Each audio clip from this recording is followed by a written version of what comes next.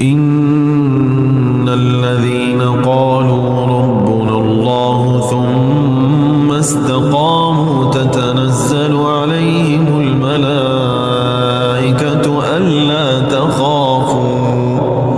ألا تخافوا ولا تحزنوا وأبشروا بالجنة التي كنتم توعدون نحن أولياؤكم في الحياة الدنيا وفي الآخرة ولكم فيها ما تشتهي أنفسكم ولكم فيها